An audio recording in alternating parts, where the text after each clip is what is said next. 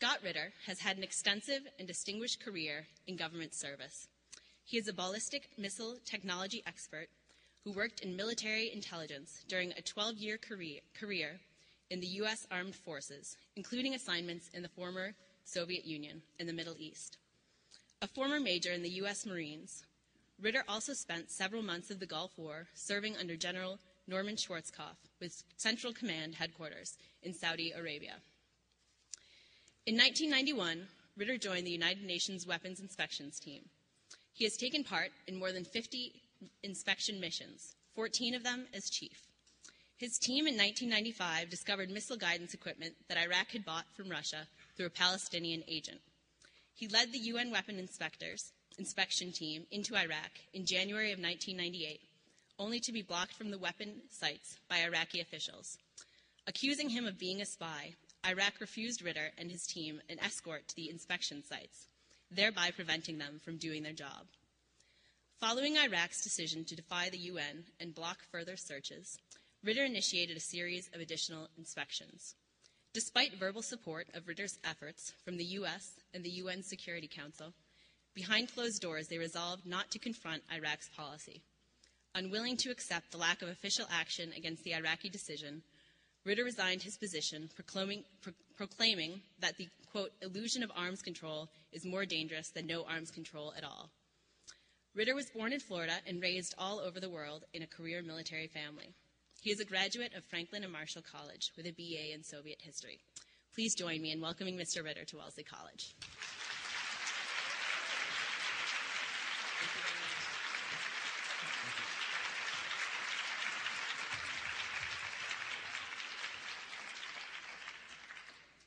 Well, thank you very much. Just let me wet my throat here for a minute.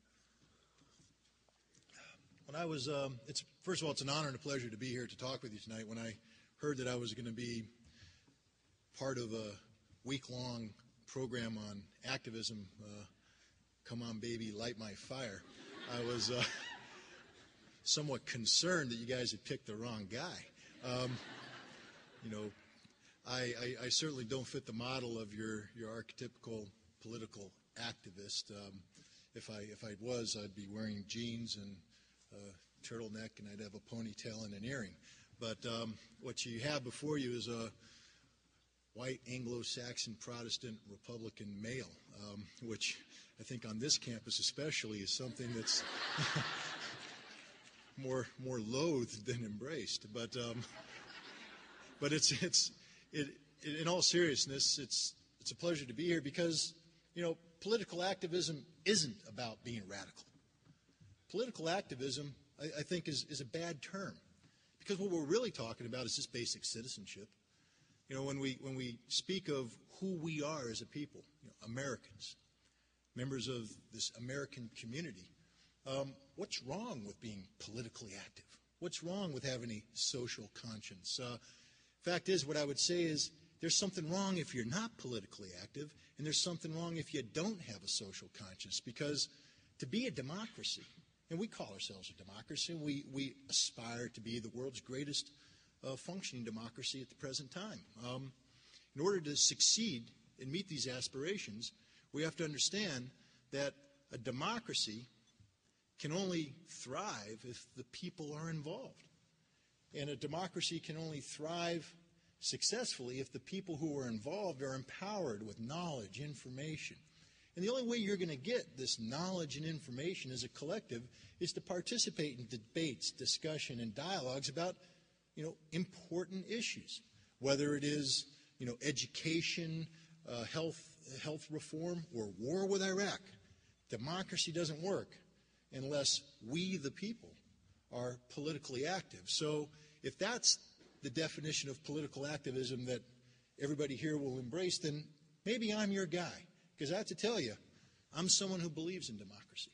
I'm someone who believes in the rule of law. Yeah, I'm a card-carrying Republican, and especially I voted for George W. Bush in the last presidential election, so there's 2 strikes against me. But the fact of the matter is, I believe in the same thing that you believe in, whether you're somebody who supports Ralph Nader, or you're somebody who supports the Democratic Party, or whether you're a communist, a socialist, whatever you want to call yourself. If you're an American, you believe in the Constitution of the United States. You believe in the rule of law. And I have to tell you that I was a 12-year veteran of the United States Marine Corps. A lot of people have labeled me as anti-war. I'm not anti-war. Definitely not pro-war. But I've been to war, and I would go to war again. When I put on the uniform of the United States Marine, I took an oath to uphold and defend the Constitution of the United States of America against all enemies, foreign, and here's an important line, domestic and domestic. It's about defending the rule of law. It's about defending a document.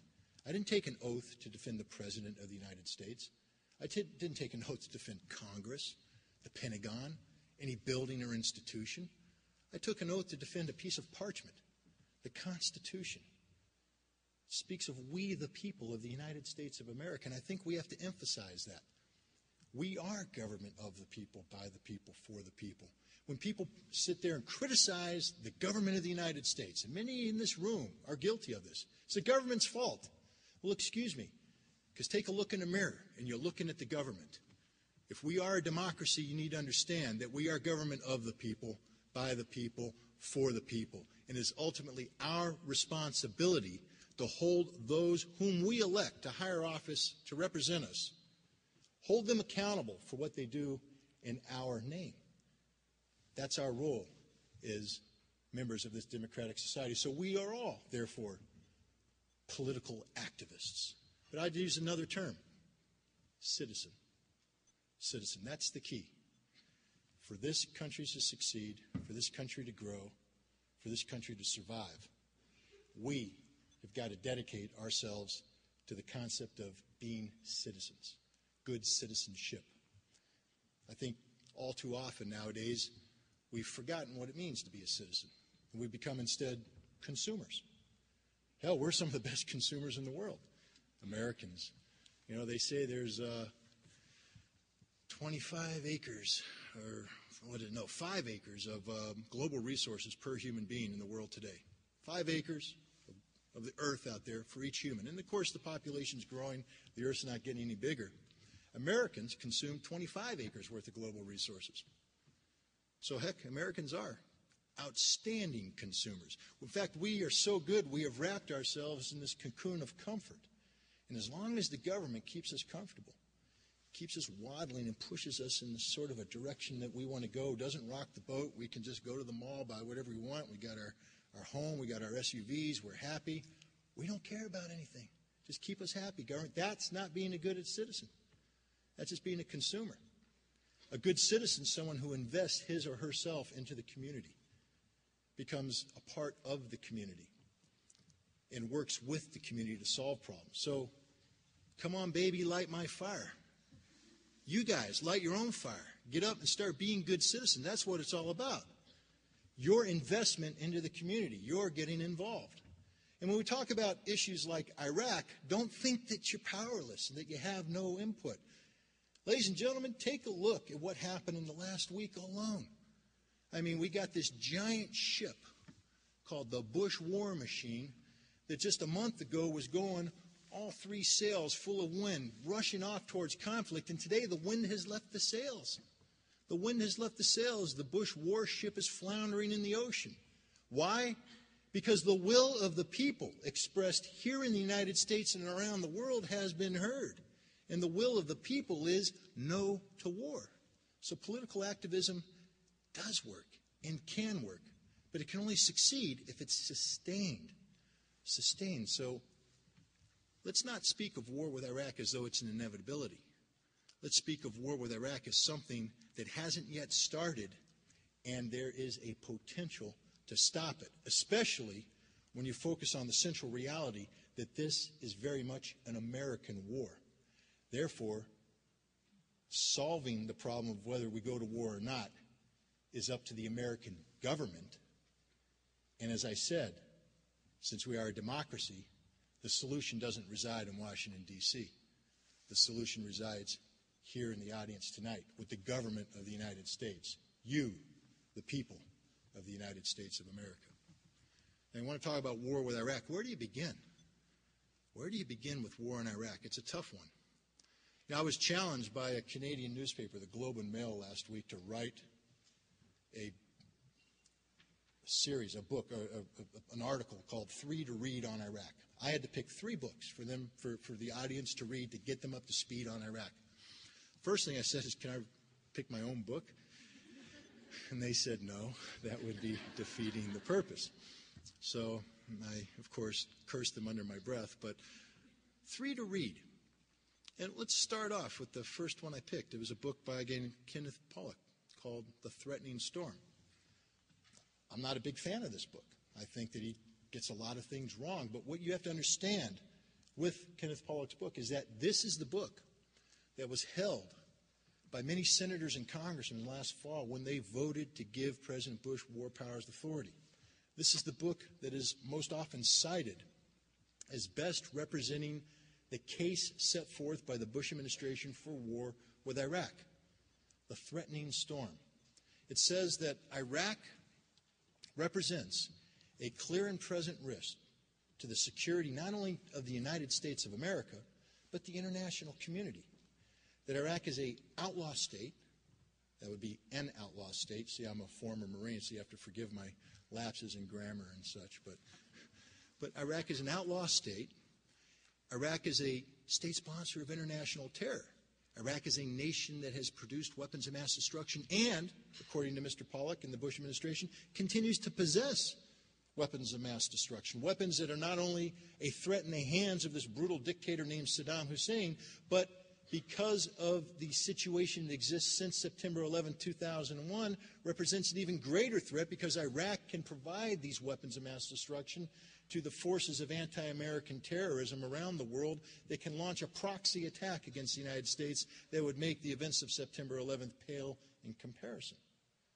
That's the case for war put forward by Kenneth Pollock. So if you want to get familiar with the Bush administration's case for war, that's a good book to read, and that's what I said in the report. Now I've got to think of the second book.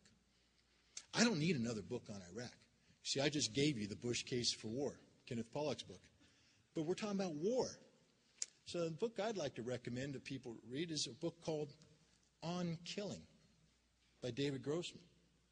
I think it's imperative that you read that if we're going to talk about war with Iraq. Because let me tell you something, ladies and gentlemen, as somebody who wore the uniform of a United States Marine Corps officer and somebody who's been to war, it ain't a video game. War's about killing, plain and simple.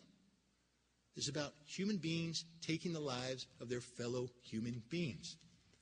I take my Marines to the rifle range a couple times a year, teach them how to shoot at targets from 300, 500 yards away. Paper targets, not because we had a grudge against national paper, but because I was teaching them to put 5.56 millimeters of copper jacketed steel into a human body and terminate life. That's what war's about, killing, and it ain't pretty. That 5.56 millimeters of copper jacketed steel comes out of the rifle barrel of an M16A2 at 3,000 feet per second. When it hits your body, before it even penetrates the flesh, the concussion alone is going to create a cavity inside that starts shredding the organs. Now the bullet's going to penetrate the flesh, maybe hit bone and fragment. It's going to deflect up, down. If it goes down, it can gut you, come out your back a hole about this big, taking your guts right out with it, leaving you on the ground screaming to death with a wound that's going to bleed. If it doesn't kill you instantly, it's going to bleed for hours. That's war. Don't think that it's like Nintendo. It's not. When your life force runs out in combat, you don't get to hit reset and come back alive. You're dead. Or maybe you just lost an arm. Or maybe you just lost a leg. Maybe you're just paralyzed. Maybe you're just blinded. Maybe you're psychologically scarred because you took another human being's life. Because you had to sit on the field of battle and listen to the man you gut shot scream himself to death for 12 hours. War? You want to go to war? Understand what it means. We're going to be killing people and they're going to be killing us. Plain and simple. So the next time you hear someone say, hey, war's a good thing, tell them to go off and participate in it, experience it firsthand. You're not going to see too many people who've been to war saying war's a good thing. Fact is, some of the loudest voices against this coming war with Iraq are those veterans who have experienced war, who are saying, time out. We shouldn't ask young Americans to participate in this horrific activity unless it's the last possible thing. So the second book, on killing. Why? Because that's what war is about, killing. Military murder. Get into the minds of those who commit military murder. Third book. Why are we fighting this war? You heard a lot of talk from President Bush that this is about a noble cause. Going to war with Iraq to bring democracy to the people of Iraq and indeed to the entire Middle East. This is a good thing to bring democracy. Now, how are we going to bring democracy? Okay, we go to war. We have this awful event called combat. Thousands of Americans perish. Tens of thousands of Iraqis perish. And now what? We got a chunk of territory we call Iraq. What do? We have to occupy it. We have to rebuild a nation. So you want to read a book about rebuilding a nation, occupying a defeated state? Let's go back in history. It's a book called Embracing Defeat, and it's about the occupation of Japan. It won the Pulitzer Prize. It's an outstanding book. I recommend everybody read it because it talks about the difficulty of occupying a defeated state. And one of the interesting things about this book is it speaks of the Japanese people and how they were going to resist the American invader. You see, we had been to war with Japan for several years. We had firebombed their cities. We had slaughtered their troops, and yet the citizens of Japan were ready to come at us in human waves with pitchforks and knives and bamboo sticks. And even after we dropped 2 atomic bombs on their cities, even after we inflicted this devastation, they were going to come after us. Why? Because they were going to defend their homeland. The only thing that kept the Japanese from fighting the American invader was the voice of the emperor coming over a radio, a voice many Japanese had never heard before, imploring them to put down their weapons and accept defeat, embrace defeat. And they did. And they did. And then you have the concept of the compliant Japanese public looking to the American occupier for a future. And the Japanese did an amazing thing. They embraced democracy. They embraced constitutional reform, constitutional law. They wrote a constitution. And it's one that was modeled on the United States, but it took it a step further because it actually incorporated elements of the United Nations Charter and the concept of a rejection of war in Article 9 of its Constitution when it said the Japanese will wage war no more. They give up war. It's an amazing thing what the Japanese did. And they couldn't have done it unless they had a model to build their vision of democracy on. And that model was the Constitution of the United States of America. Now let's talk about Iraq. Do we think the Iraqi people are just going to roll over and play dead and let us occupy them? I'm a student of history. Do you think that the Soviet citizens, circa June 1941, June 1st, loved Joseph Stalin? You know, Uncle Joe, the man who had sent them in an unpopular war in Finland to have the Soviet military decimated, who in turn decimated the Soviet officer corps, who over the past 2 decades, prior to 1941, had inflicted policies and brutal oppression that result in the deaths of tens of millions of Soviet citizens, who had further imprisoned millions more in a repressive gulag system of political prisons. You think the Soviet citizens loved Joseph Stalin? Nope. But what did they do on June 21st, 1941, when the German invader crossed the border? They fought. They didn't fight to defend Joseph Stalin. They fought to defend Mother Russia. And I'm here to tell you right now, the Iraqi people will more than likely fight the American invader, not because they love the brutal dictator Saddam Hussein, but because they love Iraq and they're going to defend Iraq. So we're not going to be occupying a compliant people. It's not going to be the equivalent of Japan, but let's assume that we suppress the Iraqi people and we're ready to impose democracy. What vision of democracy do we offer them today, especially in the post-9/11 world? We're talking about a vision of democracy that has the Justice Department and the head of the Justice Department, the Attorney General, saying that he wants to waive habeas corpus, saying that the government doesn't have to provide any evidence, that we can imprison people indefinitely without providing evidence of a crime, that we can deny them their basic rights. We've passed something called the Patriot Act, which is the most unpatriotic act you can imagine. And we have taken political ideology to the step today that anybody who dares exercise their democratic responsibilities to hold the government accountable is immediately attacked as unpatriotic and treasonous. Is this the vision of democracy we offer the people of Iraq? A vision of democracy that has the United States government seeking to impose a unilateralist vision on the rest of the world, one that rejects international law? Remember, I'm a big fan of the Constitution. Article 6 of the United States Constitution clearly states that when we enter into an agreement, a treaty or international agreement that has been ratified by 2/3 of the United States Senate, that is the law of the land here in America. Well, ladies and gentlemen, we are signatories of the United Nations Charter.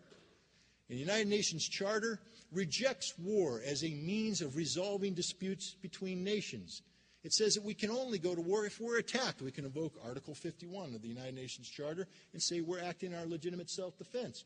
Or if the Security Council passes a resolution under Chapter 7 of the United Nations Charter, we can act in the collective security interests of the international community. When a threat arises to the international peace and security, the Security Council can authorize, as it did in 1991 when it passed Resolution 678 saying that the Iraqi invasion of Kuwait will not stand. The Security Council can pass a resolution that authorizes the member states to use military force to rectify the situation. But the underlying premise of the United Nations Charter is that war is not acceptable as a means of resolving disputes between nations. And understand that this is born out of the results of the Nuremberg trials, where we took the German war criminals and put them before a tribunal and held them accountable for what they did. And you know one of the things we found them guilty of? Waging a war of aggression. A war of aggression. There is no better definition for what President Bush plans to do in Iraq than wage a war of aggression. And as American citizens, we should be extremely uncomfortable about this. Because if our president agrees to go to war and initiates this war, he will be guilty of the same crimes that those German generals and the German leadership committed in 1939 when they initiated a war of aggression on the world. And I have to tell you, as an American who loves my country, an American who has sworn to give my life in defense of my country, remember, I took an oath against all enemies of the Constitution, foreign and domestic. I find a president who's willing to put the United States on the same level with the Nazi leadership under Adolf Hitler unacceptable. Unacceptable. And yet that's the direction we're heading. War with Iraq. Why are we going to war? Because they have weapons of mass destruction, we're told. What weapons?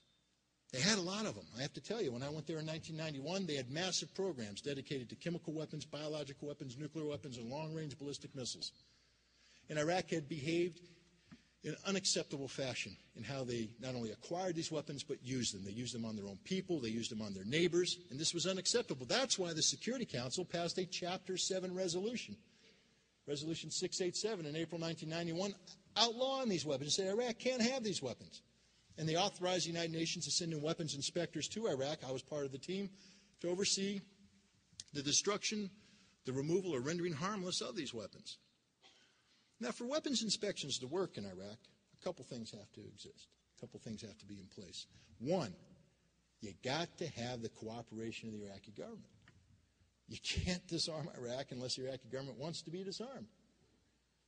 Unless the Iraqi government submits all of its weapons to the weapons inspectors, there's no way that program is going to work, especially to the level that the Security Council intended, 100%. Two, if you're going to pass a law, you have to be willing to enforce a law. I mean, what good's a law if you're not going to enforce it? Imagine, I don't know what the speed zone is in Wellesley, where I'm from, in Del Mar, New York. We got a 45-mile-an-hour speed limit on one of our main roads. Well, what if the cops out there, and believe me, the cops where I live, they're out there all the time with the radar guns, and they're pointing it at you, and you're zinging by at 70 miles an hour, and they do nothing. What's it mean? It means the law is useless. Useless, because no one's going to implement it. Why even have a 45-mile-an-hour speed limit?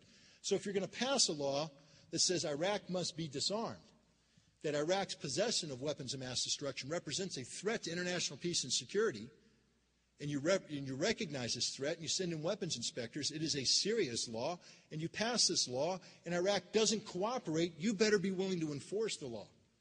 Now, sadly, when I was a weapons inspector, neither one of these conditions existed. From the very beginning, in 1991, the Iraqi government lied to us. They submitted a false declaration. They denied having a nuclear weapons program. They denied having a biological weapons program. They falsified their declaration in regards to chemical weapons, only giving us a certain amount of the chemical weapons, holding on some of the more serious programs like VX nerve agent. In ballistic missiles, they gave up 50% of their capability, but they kept 50%. They lied to us. They submitted a false declaration. Now, you hear a lot of talk from the Bush administration that the burden of proof is on Iraq. That when we're talking about the disarmament of Iraq and we're talking about verification of Iraq's compliance, the burden of proof is on Iraq. Iraq has to prove to the world that it is disarmed. And in 1991, I agreed with that statement 100%, because the burden was on Iraq. Iraq was to submit a full, final, and complete declaration listing the totality of its weapons of mass destruction programs to the inspectors. The job of the weapons inspector was originally a pretty simple, basic job. You have a bunch of guys come in. There's no guns involved.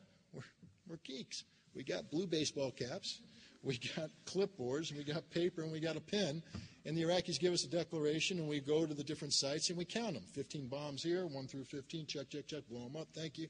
14 missiles, there we go. It's an accounting job. Yeah, it's a little bit more complicated than that, but that's basically what it is, just checking things off a checklist. But what happens when the Iraqis lie?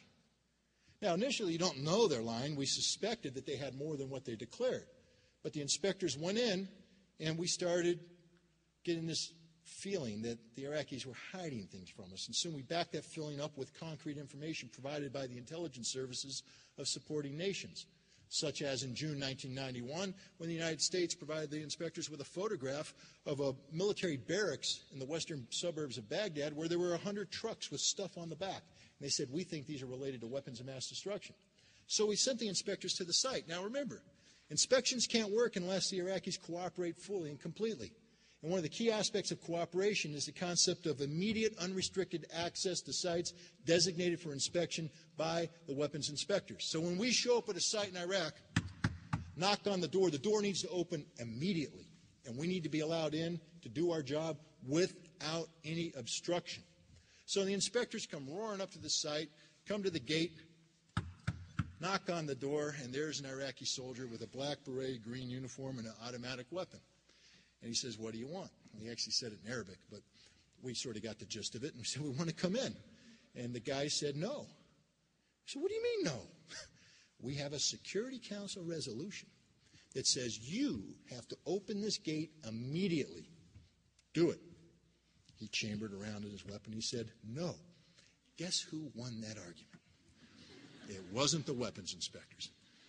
Now, the weapons inspectors were frustrated because we could look over that wall, and there they were, the trucks laid out there, tarps on them. We knew they were there, but they wouldn't let us in. So we called up the diplomats of the United Nations and said, hey, we're at the site. And they said, okay, what'd you find? Oh, nothing. They're not letting us in. What do you mean they're not letting you in? They have to. We have a resolution. We passed a resolution that said that they have to open the gate and let you in, give you unrestricted access. There's a guy with a gun who won't let us in. The diplomats didn't know what to do. My God. What do you do? We have a resolution. Okay, so they sent the inspectors back to the hotel, and they picked up the phone and called the Iraqi government. And they said, there's Tariq Aziz. And Tariq Aziz, what are you doing? That's a big mistake. Don't worry about it. That soldier, he didn't get the information. Communications, the war, yada, yada. Send the inspectors back tomorrow. Everything will be taken care of. We intend to comply. So next day, the inspectors come roaring back to the site. They go to the site, knock on the door opens up, and there's nothing there. The inspectors say, well, where are the trucks? And the Iraqis say, what trucks? There weren't any trucks here. Call up the diplomats. So what'd you find? Nothing. What trucks? Where are the trucks? No trucks. The Iraqis say there's no trucks. The diplomats are all in an uproar. They send the inspectors back to the hotel. The U.S. sends another photograph that shows the trucks have moved 60 miles further west. So now the inspectors come roaring out, and this time, inspectors learn. They are old dogs, but you can teach them new tricks. And they go out, and they surround the facility, and this time they send an inspector up a tower with a camera. And he starts taking pictures of the trucks. Key thing, pictures, trucks, prove they're there. The Iraqis didn't like that. They take that gun with that bullet, and they shoot it at him. And the inspector comes down from the tower because he's a smart inspector. But the Iraqis panicked. So the Iraqis start moving the trucks out the back. So the inspectors get in their cars. These are other inspectors, not the one that were just shot at. And go following that convoy down the road, taking close-up photographs of everything on the back of these trucks until the Iraqis panic in, take a machine gun, fire the weapon at the cars turn around, and go back. But now we had the goods on the Iraqis. You see, they lied to us. Because you know what they took photographs of? Equipment used to enrich uranium for use in an Iraqi nuclear weapons program. You know that program the Iraqis said, we don't have? There it was on the back of 100 trucks pouring out the back of a facility. Ladies and gentlemen, for inspections to work, Iraq has to fully cooperate with the inspectors. And we proved in June 1991 they had no intention of cooperating with the inspectors. And for inspections to work, the Security Council, having passed a law saying Iraq must disarm, must be willing to enforce that law if Iraq does not comply. What did the Security Council do in June 1991? Not a damn thing. Those inspectors were shot at. They were threatened. Guns were put in their face, and they proved the Iraqis were lying. And what did the Security Council do? They met, and they passed a new resolution saying this time we're really, really, really resolved that you will disarm. Bad Iraq. Submit a new declaration, one that gives us the totality of your declaration. This time, don't you dare lie to us. And then you know what they did? They sent the inspectors back into Iraq. To do what? Not to verify an Iraqi declaration, but to search for hidden weapons. Remember, the onus, the burden of proof is on Iraq. The Security Council just shifted the burden of proof away from Iraq onto the shoulder of the inspectors. It now was the inspectors' job to go through Iraq and look for hidden weaponry. So when you hear President Bush say that the burden of proof is on Iraq, the man needs to understand the basic concept of law and the fact that we have a precedent set forth by the Security Council that from 1991 to 1998 transferred the burden of proof to the inspectors. It was the inspectors that had to go forth and search out this weaponry. And you know, that changed the whole dynamic of the inspection operation. As I said, initially the inspectors that went in, I mean, what are you going to look for if you're we're talking about weapons of mass destruction, you know, but that's a fancy term. We're talking about chemical weapons, biological weapons, nuclear weapons, ballistic missiles. If you're going to go after chemical weapons, being a chemist would be a good thing. If you're going to go after biological weapons, having somebody who has that biological degree, that's right up there. Nuclear weapons, you need a nuclear physicist. And yes, there is a role for rocket scientists in this world, ballistic missile inspectors. And although my resume said that I'm a ballistic missile technology guy, that ain't quite true. I'm a Marine Corps intelligence officer. I didn't say chemist. I didn't say biologist. I didn't say nuclear physicist. And I'm damn sure not a rocket scientist. Intelligence officer. I came into the picture in September 1991 when the Security Council of the United Nations made a decision that we were no longer going to be simple verifiers of an Iraqi declaration, but we were now getting into the business of hunting down the weapons that Iraq was hiding. See, most good inspectors, and I mean those good like the scientific inspectors, they have necks that begin here and end right about here, and they've got skinny little arms that stick out of their shirts, and they're usually pretty pale because they spend a lot of time inside on a computer. That's what you see when you see a photograph of inspection teams in the summer of 1991. Take a look at the photograph of inspection teams in the spring of 1992. Man, the inspectors got bigger. They got necks that begin here and finish here. They got arms that come out to here, and they all call themselves ballistic missile experts. But it's a different breed. You see, if you're going to go after hidden weapons, see, the biologists and the chemists and nuclear physicists and the ballistic missile specialists, they're only useful when you find the weapon. But when you're looking for the weapon, you need a different kind of person. You need someone that's an expert at gathering intelligence information, assessing it, and operationalizing it. Now, gathering it isn't just sitting back waiting for people to tell you something. It's going out in the field and doing things, like intercepting radio communications of the Iraqis, of going out and taking down a building. You know, we're going to go in and inspect the building. Everybody goes, oh, inspect a building. That sounds pretty mundane. Well, no, you have to secure it. You have to surround it. Then you have to put people on each floor. You have to have a plan. You have to do it rapidly because you don't want the Iraqis to respond. You know who the best people in the world are at taking down a building quick? Counter-terrorist forces. We brought in a bunch of counter-terrorist guys who could go in and hit that building hard, go in and have a process. Because, you know, when you're taking down a terrorist around the world, you're halfway around the world, you kick down the door in the middle of the night, pull out your pistol, bam, bam, bam, 3 shots, center mass, the guy's dead. Well, people are starting to respond to that. You got 3 to 5 minutes to clean up that house whatever documents might be in that house, and get the hell out of Dodge. And we're talking about documents, most terrorists don't sit there in their home and have, the portfolio up there, future attack plans against the United States. They're hidden documents. They might be in the roof. They might be in the floor. They're hidden. So these counter-terrorist guys have to be experts for looking for hidden things.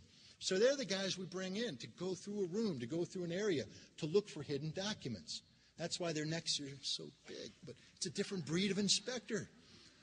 The Iraqis also use computers. We need inspectors that can get into computers. Not, it's pretty convenient if all the Iraqi computers were turned on, logged in, password down there, and the data files were intact. Even I could do that, and I have to tell you, I'm not too good on computers. But the guys we brought in, they had to be able to reboot a computer. They had to be able to unscramble scrambled files. They had to be able to break in and do passwords with Iraqis looking over them. Computer hackers, the best in the world. We had to bring in linguists. Iraq, Arab country, English, Arabic. They speak Arabic. It might surprise you. So their documents will be in Arabic. And again, I'm a simple Marine. I don't speak Arabic. So when I lead a team in there, if we grab a bunch of Arabic language documents, they're useless to me unless I have somebody who can read the documents to me. And even then they're useless to me because now that's where I need my chemist. Come here, does this make any sense? And they have to tell me if it makes any sense. And I have to say, does this apply to our resolution, da-da-da. And we work it out. But the team suddenly has changed. We got a really diverse team. We got thick-necked ballistic missile experts who aren't really ballistic missile experts, but we couldn't call them what they really were, so we tell the Iraqis they're our ballistic missile experts in case we have to lift a missile.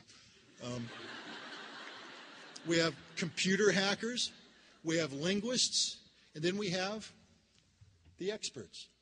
And then we have the spooks, the spies, the intelligence guys, me. That's what I was. Let's be honest about it. My job was to spy on Iraq, except I wasn't spying. See, spying is short for espionage. And espionage implies that we're breaking the law of a country. And I was an intelligence officer for 12 years. I used to work in the former Soviet Union as an intelligence officer. And if my government, and I'm not saying they ever did, but if they ever ordered me to go over a wall, go into a warehouse and take pictures of missiles inside that warehouse, and I got caught by the Russians, I'm in deep trouble because I just broke their law. I'm going to jail. Hell, I can be executed because I'm a spy. I violated Soviet law. Even though I had the approval of my government to do this, it's espionage because my government was ordering me to break the law of a sovereign state. Never forget that Iraq is a sovereign state. And weapons inspectors, when they go into Iraq, are authorized to do one thing and one thing only, and that is to disarm Iraq in accordance with Security Council resolutions. Now, if Iraq lies to us and holds on to weapons they're not allowed to have, then it's our job to go in and get those weapons. And we can use whatever tools and techniques and methodologies we need. So if I think the Iraqis are on the radio communicating on how to hide things, I'm going to intercept that radio traffic. So I'm going to bring in a vehicle that's specially equipped with antennas, and I got guys in the back spinning the dials, listening to their conversations. I'm going to have a team of people overhead taking photographs. I'll have people on the ground doing recruitment of human assets. And it's not illegal. It's not spying so long as everything is focused on the issue of disarmament. And as long as I was directing intelligence operations against Iraq for the United Nations, that's what we did. And we did a pretty good job. Remember, I told you there's two things that have to occur for inspections to work. Iraq has to cooperate, and you have to enforce the law. Clearly, none of that was happening, but we, the inspectors, when that burden of proof was shifted onto their shoulders, we did a good job. So good that by 1996, we could ascertain that we could account for 90 to 95% of Iraq's weapons of mass destruction, including 100% of the factories used by Iraq to produce these weapons. That's pretty darn good. Now, there's still that 5 to 10% that's missing. And some of it's pretty serious stuff. Anthrax, VX nerve agent, things we don't want to simply write off. We don't want to give Iraq a clean bill of health. But we can mitigate our concerns about this unaccounted for material. And notice what I'm saying, unaccounted for material. We have no evidence that Iraq actually has it. We don't even have evidence that they produced it. We just can't account for it. There's a potential that Iraq could have produced this material. We can't account for it, but we can mitigate concerns that Iraq still has it by noting that from 1994 to 1998, the weapons inspectors carried out the most intrusive, intensive series of inspections of the totality of Iraq's industrial infrastructure the most intrusive inspections in the history of arms control, using remote cameras, sensitive, delicate sensors, no-notice inspections, and never once found any evidence of retained prohibited capability or efforts by Iraq to reconstitute. So inspections did a pretty good job against all the odds. But it wasn't 100%. So it wasn't good enough, especially if your policy isn't disarmament, but your policy is something else. You know, because there's a third factor in there about what makes an inspection succeed. Iraqi cooperation, enforcement of the law.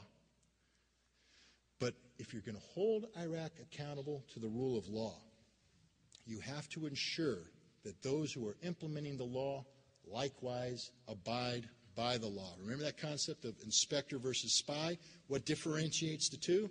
An inspector is someone who's in Iraq who's doing the same thing that a spy normally does, but he's doing it for the purposes of disarmament, doing it for the purposes of a mandate set forth by a Security Council resolution.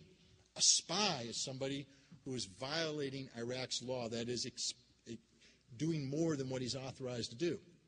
Ladies and gentlemen, the United States government has maintained a policy of regime removal since 1991 against Iraq. We've never had any intention of disarming Iraq. The goal and objective of the United States has always been the elimination of Saddam Hussein. And we have used weapons inspections as a vehicle of facilitating regime removal. One, by containing Iraq through the legitimizing of the extension of economic sanctions that have been in place since 1990, originally linked to Iraq's invasion of Kuwait, and they'd be lifted when Kuwait was liberated. Well, we liberated Kuwait in March 1991. These sanctions were continued in April 1991 as a means of compelling the Iraqi government to cooperate with the weapons inspectors. These sanctions would be lifted when Iraq was found to be in compliance with its obligation to disarm. But it's a funny thing, because in the summer of 1991, then Secretary of State James Baker said economic sanctions will never be lifted against Iraq, until which time Saddam Hussein is removed from power, even if Iraq cooperates with the weapons inspectors. Now, you won't find that small print anywhere in a Security Council resolution. That's American policy. It's a policy that says we don't give a damn about international law. We want Saddam Hussein's head on a platter. Plain and simple, that's our policy. We contain him through economic sanctions. We destabilize him through economic sanctions. His economy can't grow. We isolate him. We impose no-fly zones that have no foundation in legitimacy under any Security Council resolution or international law. They're illegal activities of aggression against North and South Iraq to further destabilize Saddam Hussein. And then we want to get rid of Saddam Hussein, eliminate him. But you know, you run into a problem there, because Saddam Hussein is a brutal, tyrannical dictator who happens to have one of the most sophisticated security mechanisms in the history of the world. It's very sophisticated. It's based upon family ties. The closer you get to Saddam, the more pure your blood has to be linked to Saddam. It's impossible to get next to Saddam unless you're a member of the family. And blood, tribe, familial ties mean a lot in a place like Iraq. The CIA wanted to get rid of him, but they couldn't get close enough to do it. They didn't have the intelligence about Saddam Hussein's security. But, gosh, who could go anywhere, anytime in Iraq? The weapons inspectors. Suddenly the CIA thought the inspectors were a pretty cool bunch of guys, you see. Because you could have the inspectors go to, say, a presidential palace, rummage around in there and gather information. You could have them intercept communications of Saddam Hussein's security apparatus. You could have them recruit people close to Saddam who had nothing to do with weapons, but everything to do with controlling Saddam Hussein's movement. The weapons inspections became useful to the United States insofar as they facilitated the collection of intelligence information that could lead to the elimination of Saddam Hussein. The United States converted a legitimate inspection organization into an illegitimate vehicle of espionage. Third thing, if you're going to implement the law and hold Iraq accountable to the rule of law, those who implement must likewise work within the framework of the law. Inspectors, to be viable, must do what the Security Council says in accordance with the resolutions, and that's it. The second the inspectors deviate from that and start implementing unilateral American policy, i.e. collecting intelligence targeted against Saddam Hussein, they've corrupted the integrity of the entire operation. It's the same thing if your local police force, going after a suspected drug dealer, kicked down his door, did an illegal search and seizure, threw a 5-ounce bag of cocaine under his bed, and then arrested him. Doesn't mean the drug dealer is innocent, but the cops screwed up the investigations. The cops became corrupt. The cops broke the law. And what's going to happen to that drug dealer? He's going to walk every single time. Not because he's innocent, but because the cops were the ones who corrupted the integrity. And when you're dealing with Iraq and disarming Iraq, if the inspectors become corrupt, the whole process becomes corrupt. And unfortunately, that's what happened when I was an inspector. Our inspection program was taken over by the United States of America for purposes of committing espionage against Saddam Hussein, and that's why the inspectors left in 1998. They weren't kicked out by Iraq. There's big mythology out there that Saddam Hussein gave the inspectors the boot. No. The United States ordered the inspectors out. After using the inspectors to deliberately provoke a crisis, ordered the inspectors out and used that crisis to launch a unilateral military attack against Iraq that had no support from the Security Council, a 72-hour bombing campaign called Operation Desert Fox. 97 targets were struck. 86 of these targets dealt with Saddam Hussein's security, had nothing to do with weapons of mass destruction, and all 86 of these targets were derived from information gathered by the weapons inspectors. So you wonder why the Iraqis didn't invite the inspectors back in. Because they no longer trusted the inspectors. The inspectors had become corrupt. Indeed, the entire foundation of law which governed the weapons inspection process had become corrupt. Now we have a situation today where inspectors are in Iraq doing their job. Remember those three things. Cooperation of the Iraqi government. The Iraqis are getting, or the inspectors today are getting better cooperation than they've ever gotten in the past. I only wish we had the kind of cooperation. I mean, immediate access anywhere, anytime. When they knock on the door, that door opens. If that had happened when I was an inspector, we wouldn't be here tonight because the problem would have been solved a long time ago. They're getting to interview their scientists. They're blowing up missiles. They're getting full cooperation. Why? Because the Security Council passed a resolution 1441 that said we will enforce this law. We are serious about this. See, I'm not totally condemning the Bush administration's military buildup. I think the Iraqis, for inspections to work, the Iraqis had to be put on notice that if you don't cooperate, you will pay a heavy price, and that price will be war.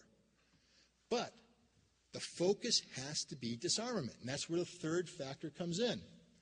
You see, we have inspectors in Iraq doing their job. The Iraqis are cooperating. You'd think that inspections would work. But as long as the United States maintains its policy of regime removal, the process is corrupt. The United States does not intend to have Iraq disarmed. Why? Because if Iraq is disarmed, it's now in compliance. And if it's in compliance, you have to lift economic sanctions. And if you lift economic sanctions, you've broken the containment. And if you break the containment, Iraq comes back into the fold of the international community with Saddam Hussein still in power. And that's the absolute last thing the Bush administration wants. They want Saddam gone. That's it. That's it. It's boiled down to that. It's not about weapons of mass destruction. If it's about weapons of mass destruction, we have inspectors in there right now disarming Iraq. How can Iraq pose a threat to the United States, to its neighbors, to the international community when you have weapons inspectors in Iraq getting full cooperation? They simply can't. No, it's not about weapons of mass destruction. He says it's also about democracy, but it's not about democracy. Come on, let's be serious. We want democracy in Iraq? Iraq is a very complicated nation state. Democracy means majority rules. Do we want to give control of the world's second largest proven reserves of oil to 60% of the population in Iraq who are Shia Muslim, theocratically aligned with the mullahs of Tehran? Not on your life. Do we want to give representational form of government to 23% of the population, Kurds, who reside in northern Iraq? I think our Turkish allies in NATO would have a problem with that. So what it means is when we're talking about the governing of Iraq, that we're going to retain control of Iraq in the hands of 17%, less than 17% of the population, Sunni Arab Muslims, who themselves are not a homogeneous lot. They're a competing group of tribes and families. You've seen The Godfather. You know, when if you walked in that big meeting, you know, the dinner table, Don Corleone, all the families are there. You open up the door and you go, my goodness, look at those Italian families in New York. They get along great. But they don't. They murder, they connive, they stab, they kill till one family emerges dominant. That's the Sunni tribes of Iraq. One family is dominant. It's Saddam Hussein's family, the Abu Nasir, 20,000 strong, dominating nation of 23 million. Now, we said we want democracy in Iraq, but we've even given up on that. You don't hear the Bush administration speaking of democracy. We're speaking of a military occupation where we will retain the same Sunni-dominated infrastructure and simply replace Saddam Hussein and the top 40 members of his leadership with a new element of Sunni dictators. We're going to get rid of one dictator and put in an American dictator. So it's not about democracy. It's about getting rid of Saddam Hussein. Why? Because Bush says he wants Saddam Hussein gone. But it's a little bit more than that. This is about American politics, and this is where it comes back to the concept of what can we do about this. See, it's very, very difficult for me as a citizen who has invested myself into my country to stand up here and oppose a war with Iraq if Iraq had weapons of mass destruction more than 10 years after the international community outlawed those weapons. If Iraq still has these weapons today, we have to presume ill intent on their part. It'd be damn near impossible for me to stand here before you tonight and speak of not going to war with Iraq if there was a link between Iraq and those who perpetrated the events of 9/11. The fact is, I guarantee I wouldn't be here. My head would be shaved and I'd be off in Afghanistan or I'd be in Baghdad hunting down those who attacked the United States of America, as my duty would require. But see, none of those conditions exist. We're talking about going to war with Iraq with no just cause. No just cause. The only cause we have is that President Bush wants Saddam Hussein gone. Well, why? Why does he want him gone? Because Saddam Hussein's Iraq represents a weak target, an easy target. I mean, we want to talk about threats out there to the United States. Just say North Korea. But when you say North Korea, you're also saying tough target. Nation with nuclear weapons, ballistic missiles that can hit Tokyo and Seoul, an army of over 1,700,000 of whom are within a couple miles of Seoul, South Korea, who can take thousands of artillery pieces and blanket Seoul, who can annihilate people. Now, we're not going to go to war with North Korea. We're going to deal with North Korea diplomatically. But Iraq, on the other hand, doesn't pose any threat to us, you see. So we're not going to deal with them diplomatically. We're going to go to war with Iraq. We're going to go to a war that's going to destabilize the entire Middle East. We're going to go to a war that's going to destroy an already shaky American economy and global economy. We're going to a war that's going to cost thousands of American lives, maybe tens of thousands, and kill tens of thousands, maybe hundreds of thousands of Iraqis. Why? Because by going to war with Iraq, we set in motion, we implement the new Bush doctrine on foreign policy. Now, I'm not making this up. It's a doctrine that's spelled out in the National Security Strategy document that was promulgated last September. Doctrine of American unilateralism. It says that the United States will take advantage of our overwhelming economic and military strength to impose our will unilaterally on problems that we unilaterally define around the world. We can preemptively strike any nation or group of nations that seeks to become our equal. Imagine that. Practitioners of democracy saying that no one can be our equal. It doesn't quite make sense. Democracy is all about equality. But we're saying when it comes to dealing with the rest of the world, no one can be our equal. And if you try to be our equal, we're going to go to war with you, and we don't care about international law. It'll be a unilateral American war that violates multilateralism, violates the Security Council. The fact is, the Bush administration's already set in motion events which will nullify the validity of the Security Council, not because the world refused to stand up to a dictator in Baghdad, but because the world refused to stand up or was unable to stand up to an imperialist in Washington, D.C. Because when we say unilateralism, there's another term for it. It is imperialism.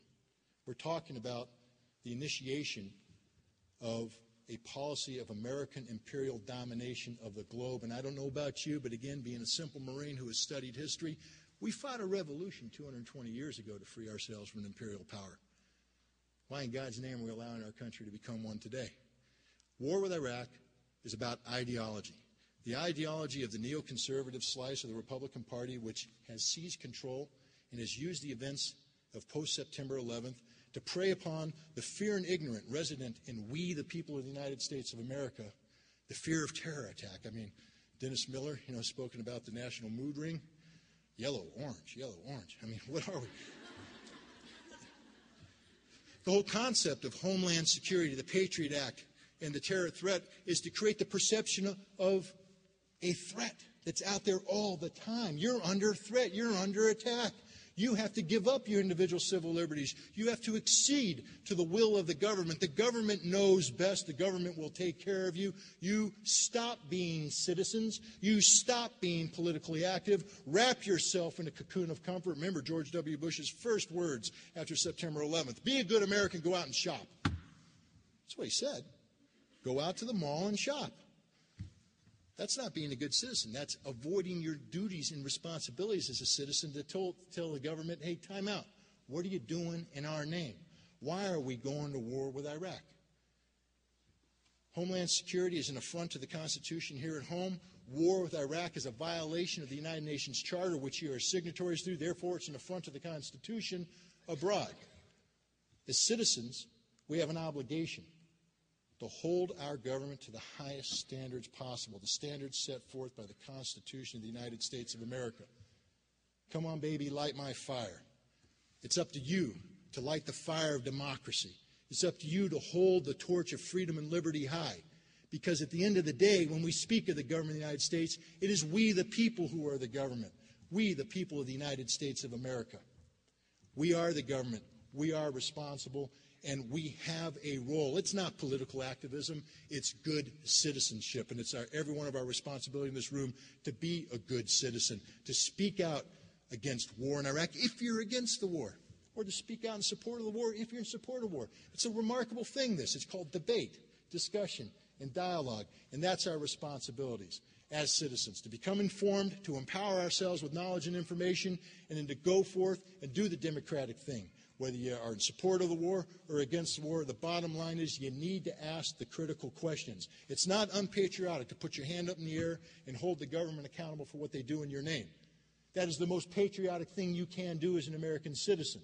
It's unpatriotic for you to put your head down and say nothing, because to do nothing now, in this time of danger, is to run the risk of allowing September 11th to become to American democracy what the burning of the Reichstag became the German democracy. That's not a fate I want as an American. Thank you very much, and I'll take any questions anybody has now. For what I said tonight. Please hand any questions that you may have to the CPLA members walking up and down.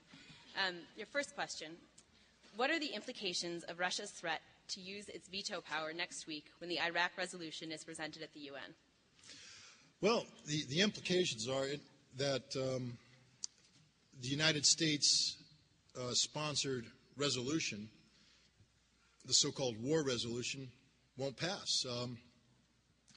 And the threat of a Russian veto is twofold. One, and it's not just the Russians that might veto it. The French have also put the Security Council on notice. But what it's saying is that we will not roll over to a war of, to an American war of aggression. And it's not just a matter of the Russians vetoing it, but by the Russians holding a strong line. For a resolution to pass, a couple things have to occur. You need a minimum of 9 votes. And even if you get the 9 votes, if you have that one veto, it's not going to happen. But the Russians said we're going to abstain. The United States could take its considerable strength and put pressure on nations to get them to vote for the resolution. So for the Russians to put their foot down and say, we are against this war, it also brings resolve to other nations. The danger here, though, is that Bush has committed to war, it seems. And he has said that if the United Nations won't support this war, then he will lead a coalition of the willing into Iraq to disarm the dictator. So the danger of a Russian veto is that the United States will go to war regardless, and that will mean the termination of the viability of the United Nations. It's up to the United States to respect the rule of law and to respect the fact that if we can't get the Security Council to see eye to eye with us that Iraq is a threat worthy of war, maybe we need to take the time to do a better job of building that case before we go to war. If we go to war, in your opinion, would or could it turn nuclear? The answer is yes. I'm someone, especially now that Turkey has rejected it seems to have rejected the use of Turkey as a base for the opening of a northern front. It appears this war is going to be far more complicated than the planners in the Pentagon envisioned. Remember, we liberated Kuwait with a force of 600 to 700,000 troops, and we're talking about going in and occupying Iraq, defeating an army, taking over its cities with a force of less than 300,000. The math just doesn't work.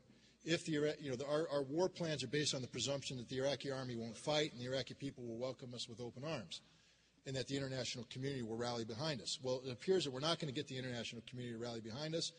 What if the Iraqi army does fight, and there's a good chance they will, and what if the Iraqi people do resist? What happens if the Iraqis turn Baghdad, a city of 5 million people the size of Detroit, into one giant armed camp, and we have to go street by street by street? we don't have enough men to fight this war. There's a good chance we're going to bog down before we get to Baghdad. And this is where, Bush doctrine becomes scary, because the Bush administration has promulgated a nuclear policy plan that says that a scenario where the United States can use nuclear weapons preemptively, one such scenario is where we have tens of thousands of American troops bogged down in a war deep in hostile territory with an enemy that possesses chemical or biological weapons. Now, we don't know that Iraq possesses these weapons, but our military planners have given them that capability. We have just created a scenario where the Bush administration says it is permissible to use nuclear weapons to break that impasse, and that's a real danger. So, yeah, I think there's a real risk that if we go to war unilaterally without support of the international community and without considerably greater forces than we currently are amassing, this war could go nuclear. Please say more about why you think there are no weapons of mass destruction in Iraq. I never said there are no weapons of mass destruction in Iraq. I need to make that point very clear. I don't know what's in Iraq. No one knows what's in Iraq. That's why we have inspectors in Iraq right now doing their job. We can make pretty good guesses on what is or isn't in Iraq. I think there's a low probability that Iraq retains any weapons of mass destruction that date back to their program that existed in 1991. You hear Ari Fleischer talking about the need for the Iraqi government to account for 25,000 liters of anthrax. But I say, what anthrax? I mean, weapons of mass destruction are not produced, they're not magic. You don't pull them out of a black cat like a white rabbit at a magic show. You produce them in a factory. To produce anthrax, you have to have an anthrax factory. The Iraqis had one. Al-Hakam, they had it in 1991. The last known batch of anthrax came out in 1991. We monitored that facility up until 1996. Then we blew it up together with its production equipment. The only anthrax that facility ever produced was liquid bulk agent. The last batch came out in 1991, but let's assume they took advantage of the silly inspectors and they pumped out some anthrax up until the destruction of that facility in 1996. Liquid bulk anthrax under ideal storage conditions has a storage life of 3 years. Then it's useless. It germinates. It's gone. So what anthrax? Ari Fleischer says Iraq has to account for 25,000 liters of anthrax that's linked to that program in 1991. It's no longer viable. It never was. The same thing with chemical weapons. For Iraq to have weapons of mass destruction today, they would have needed to reconstitute a weapons of mass destruction manufacturing base since 1998. And inspectors are in Iraq today. They have total access to every site. If Iraq reconstitutes its manufacturing base, these inspectors will find it. They need time. I don't think we should give the Iraqis a clean bill of health. They're going to have to earn it. And they're going to have to earn it by convincing inspectors that they no longer have the means of producing weapons of mass destruction. Inspections take time. I'm not saying Iraq doesn't have the weapons. I'm saying we need to give our full support and all the time necessary to the inspectors so they can make that determination. How do you perceive the breakdown of opposition to war with Iraq among the Bush cabinet, especially Secretary of State Powell? Well, I mean, to give you, see, I'm not the shell answer man. I don't sit in on Bush cabinet meetings, and I think Colin Powell had it right last September when he said Ritter's been out of the intelligence loop for 4 years. I'm not a member of the government, so it's hard for me to give you, anything more than my, speculation-filled guesswork. I've been told by reporters that Colin Powell and his deputy Ritter were given a direct order from the President of the United States to get on board or resign. I think Colin Powell is against this war. I think Colin Powell recognizes the damage that this war is doing to the United States and the United Nations and NATO around the world and here at home, and has tried to provide a voice of moderation. But he's been given his marching orders, and he's a good soldier, and he's saluted smartly. He's obeying his orders. Outside of Colin Powell, unfortunately, I don't think there's anybody in this administration that is advising the President to hold back on war, with one surprising exception. That is Karl Rove, the political advisor. See, Karl Rove doesn't care about Saddam. He doesn't care about this. He cares about re-election. Karl Rove wants President Bush to be an 8-year president. And Karl Rove is reading the tea leaves right now, and he's saying 1 term, and that's it. You're not getting reelected, especially if you go to war without international support, a war that will rip this country apart, a war that will isolate the United States, a war that will accelerate the economic collapse here at home. So Karl Rove right now is saying we need an exit strategy, and I'm not talking about a post-invasion exit strategy. I'm talking about a strategy, an exit strategy that gets us out of this mess that we've created. And I think that's where our hope lies, and that's why you, the people, have more power than you possibly imagine, because this is a political problem. And by making it a political problem through activism, Karl Rove will listen.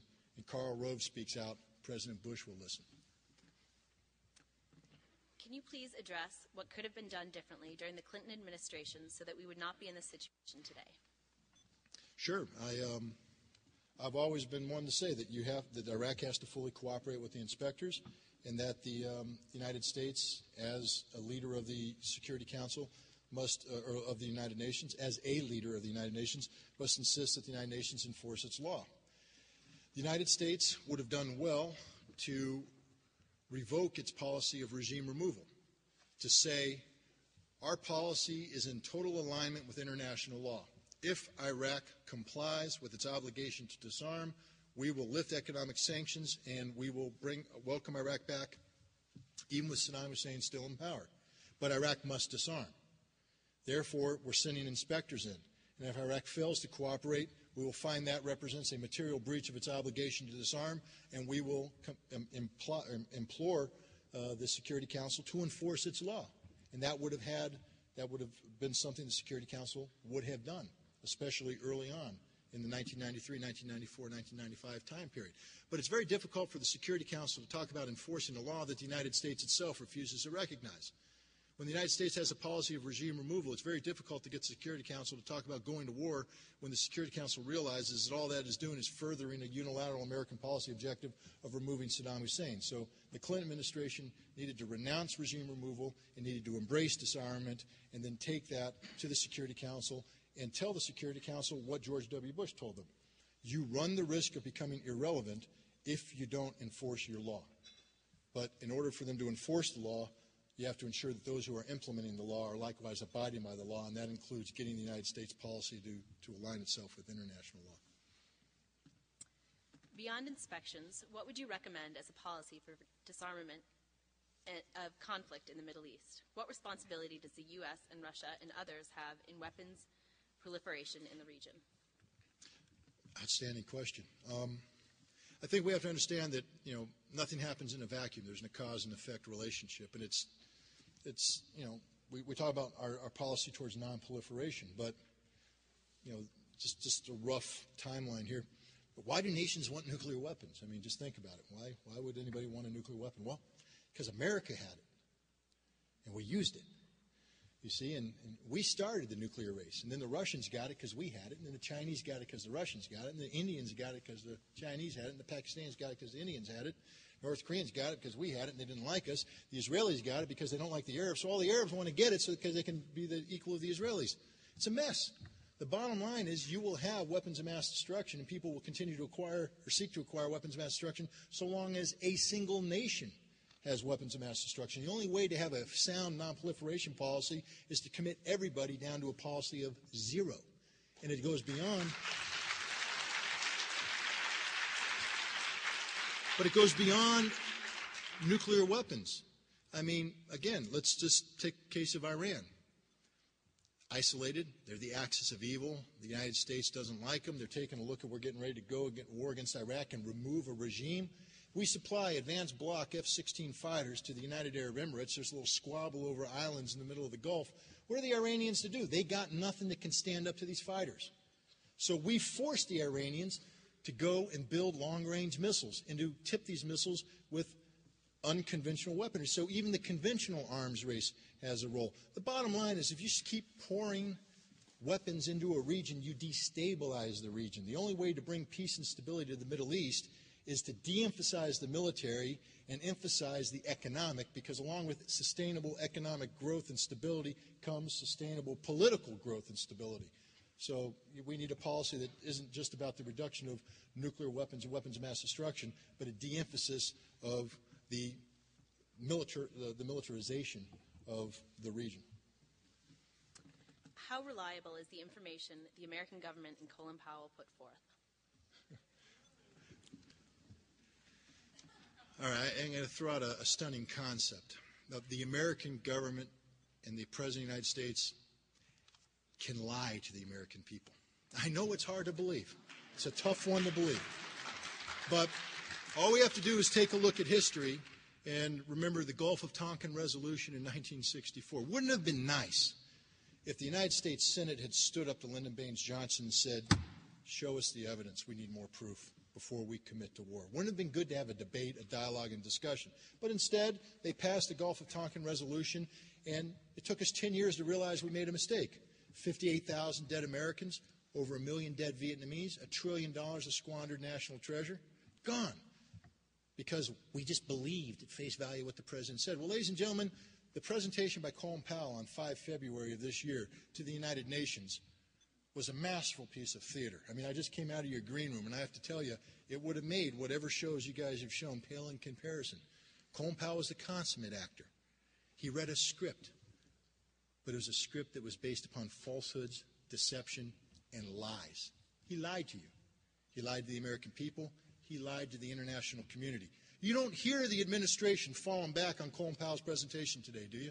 How many times did the President come out and said, as my Secretary of State said on the 5th of February, no one's talking about that because it's all been exposed as a bunch of lies.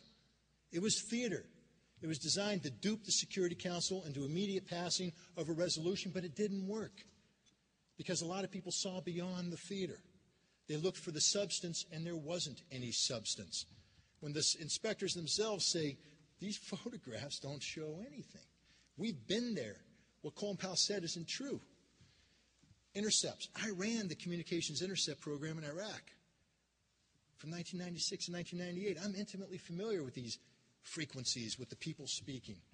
He needs to give you the whole conversation in its full context so you can see just how confused it really was.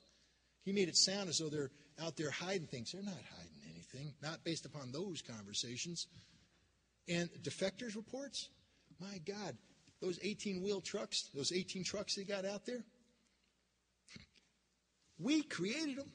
Those are diagrams drawn up by the inspectors in 1993 when we sat around a table going, how could the Iraqis hide biological weapons from us? What if they put them on trucks? What if they built mobile labs? So we diagrammed it out. How many trucks did it take? 3. Okay, boom, boom, boom. We diagrammed it out. We created it. It's our own hypothesis. Then we started looking for them in Iraq, and we couldn't find them, which only proved our hypothesis, because if they got mobile trucks, we'll never find them. It's a beautiful concept. I mean, this is what Donald Rumsfeld is talking about. The absence of evidence is not evidence of absence. That's a good one. But he's got a better one. The fact that weapons inspectors haven't found any weapons in Iraq is the clearest evidence yet that there are weapons in Iraq. Now, Colin Powell's presentation made no sense. This is, again, where you have a responsibility. Is the information convincing to you? Does it pass your BS test? And again, take off the national security. What would you do in your local town, in the student government? I mean, if the college administration tried to push something down on you, you'd demand answers. You wouldn't sit there and go, oh, yeah, sounds good. No, you say, yeah, I need more facts. What do you mean by this? Give me the full transcript. Those photographs, do they really show that? How come you didn't give that to the inspectors? These are questions that should be asked. And they are being asked now. The 5 February presentation doesn't hold up. The Bush administration has lied to you, has lied to us about the situation in Iraq. They have no evidence that sustains their allegation that Iraq has weapons of mass destruction. They have no evidence that sustains their allegation that there's a link between Saddam Hussein and al-Qaeda. It simply doesn't exist. There is no case for war. Could you elaborate on the various factions within Iraq and the possibility of a strong Kurdish uprising?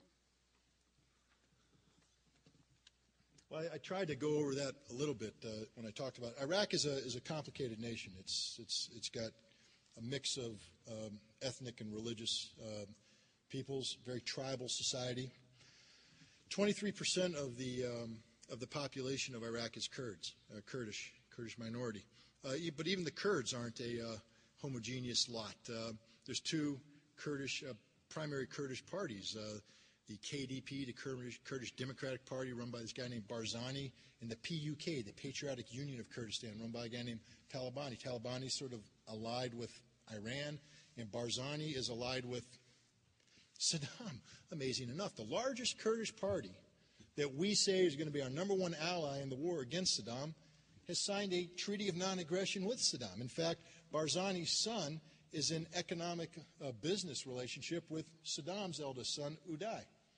it's a weird thing going on here. The Kurdish autonomy is artificial. It'll collapse that quickly the second one of two things happens. The United States intervenes or the United States back down and Iraq reasserts control.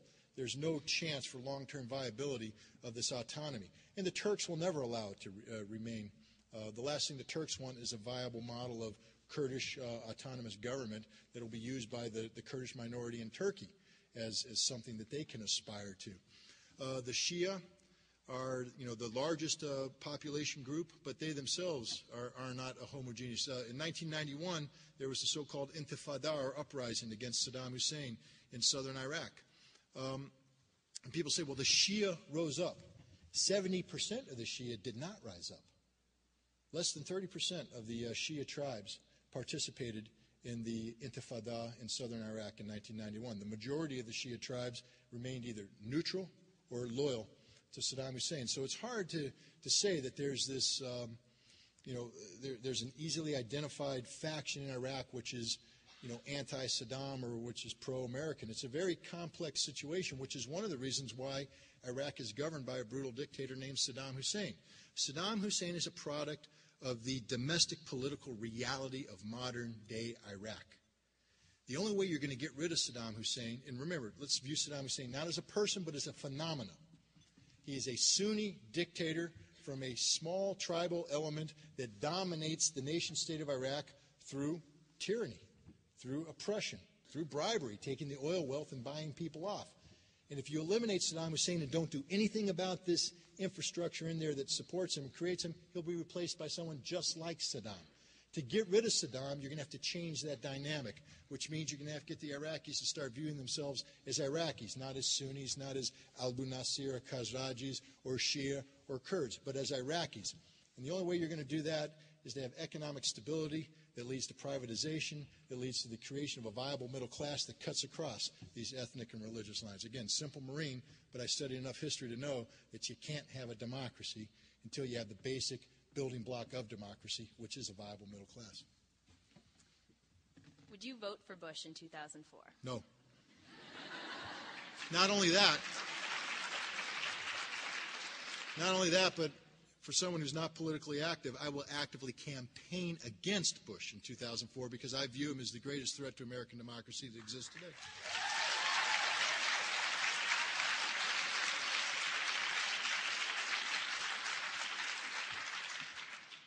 This question has several parts.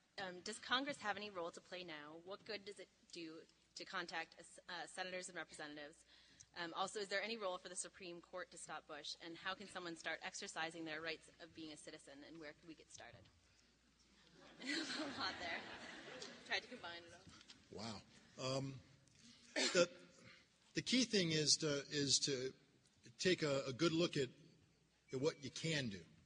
I'm in a unique position to where my action, my activism, can have maybe a bigger impact than somebody else's, or a lesser impact than other people. You got to do what you can do. Don't ever question, though, your ability to have an impact, especially you, the citizens of Massachusetts. Does Congress have a role? You're damn right they do.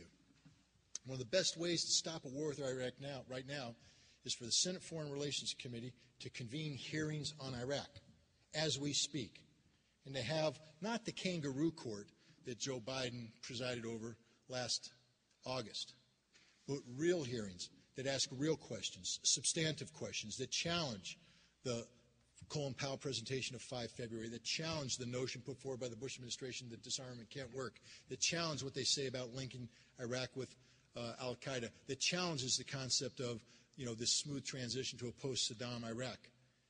And gosh, who sits on one of those? Isn't Senator Kerry sits on the Senate Foreign Relations Committee? And isn't he want to be president? I mean, you guys got a heck of a lot more leverage than you think. Right now, this Friday, there will be a group of Nobel Peace Laureates, people who have won the Nobel Prize, going to Washington, D.C., lobbying hard for the Senate Foreign Relations Committee to convene emergency hearings on Iraq. That is our responsibility as a democracy. That is their responsibilities as the elected representatives of a democracy, to have a fair and open discussion about issues which pertain to us all.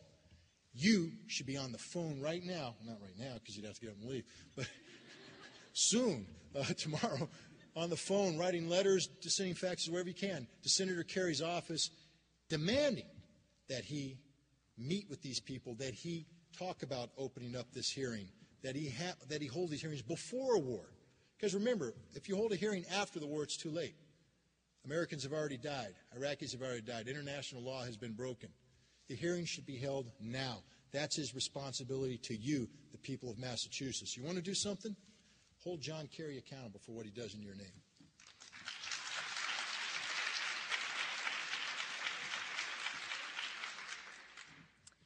When you were a UN weapons inspector, what did you do to oppose the U.S.'s hopes to use the UN weapons inspectors as screen to get close to Saddam? In other words, what did you do to uphold your responsibility as a U.S. citizen, the responsibility you are speaking so passionately about today?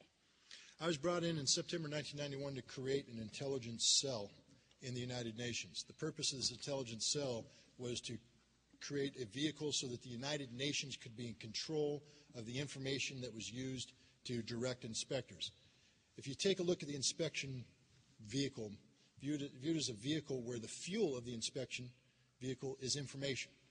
If we have a situation where the CIA has information and they pass it to the inspectors, and that information triggers an inspection, who's really in control of the inspection? The CIA. They get to pick the time and place of the inspection incident based upon the information that they provide.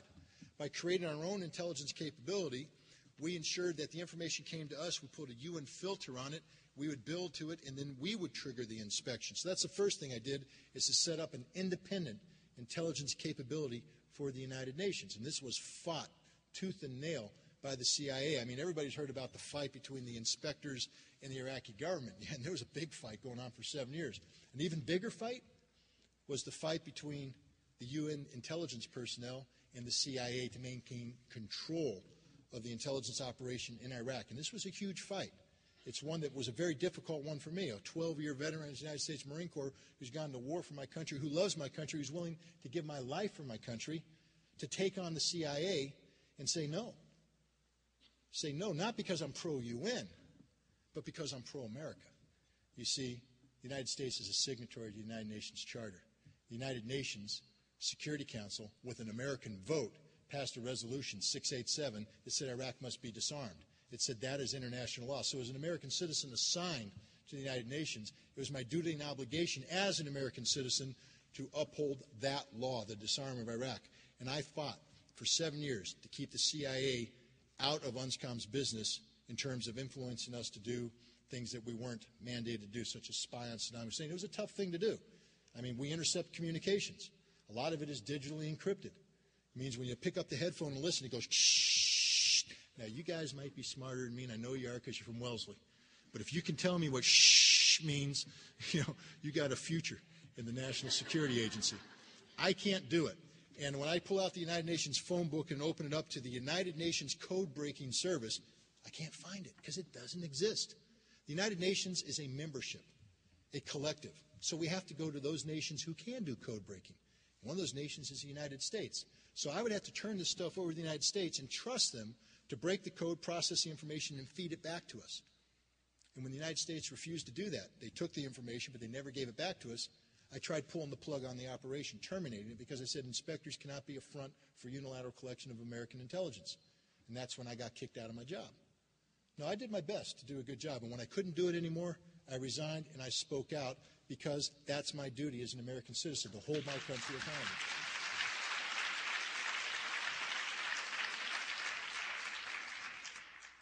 We're going to do one more question, but I also want to remind you that the Wellesley College community is invited to Pomeroy Living Room for a further discussion with Mr. Ritter immediately following this. So if you have further questions, please come to the Palm Living Room afterwards. What current weapons do you think Iraq has? What do you advocate for how to deal with Iraq now? I don't know what Iraq has. I just have to be honest to you. I don't think anybody knows what Iraq has or doesn't have. We were in a pretty good position in 1998 to answer that question. I could have given you a very technical answer in 1998 as to how much had been disarmed how much could have existed, and what is the very likely disposition of the unaccounted for material. But inspectors were gone for 4 years. And as testified the U.S. Senate in September 1998, once inspectors leave Iraq, Iraq can reconstitute significant aspects of its programs within 6 months. So when the inspectors gone for 4 years, clearly Iraq had the potential to do illegal things. And we see evidence of this right now with their ballistic missile program, the Al-Samud 2. Iraq took a design that we had banished in 1993 and reinvigorated it, brought it back to life when inspectors left, and produced 120 some odd missiles prohibited. Now, they're not massively prohibited, but they're prohibited. Iraq did this, built a whole new missile program while inspectors were gone. Now the inspectors are destroying it today. Why? Because Iraq declared it. Iraq turned over all the evidence, turned over all the data, and the inspectors assessed it and found it to be illegal and are disposing of it. But what if Iraq didn't declare some things? See, missiles sort of are hard to hide because we got a bunch of big guys who are good at lifting missiles. But chemical weapons, biological weapons, they're something that Iraq could have produced in smaller quantities and hidden. It's going to take time to investigate this. View Iraq as a crime scene. View the weapons inspectors as crime scene investigators who are going into Iraq to do that job. You've seen them on TV. You know, CSI Miami, CSI Las Vegas. We got CSI Baghdad. They're not as good looking as the people on TV, but they're better. They do a better job, and we need to let them do their job. They will be able to determine whether or not Iraq produced these weapons or didn't produce these weapons. But again, as long as you have inspectors on the ground in Iraq getting the kind of access that they have, even if Iraq has these weapons, they can't use them. They got to hide them. They got to keep them shuttled around. So the best way to keep Iraq from, engaging in aggressive activities to keep the inspectors on the ground.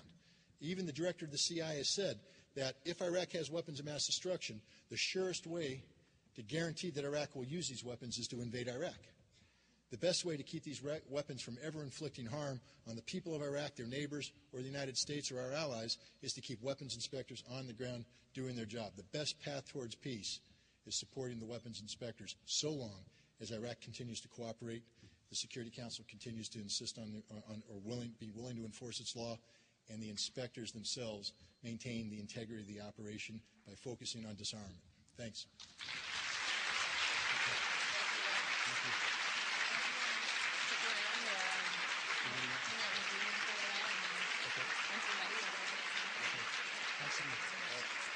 Please join me in thanking again Mr. Ritter for his visit.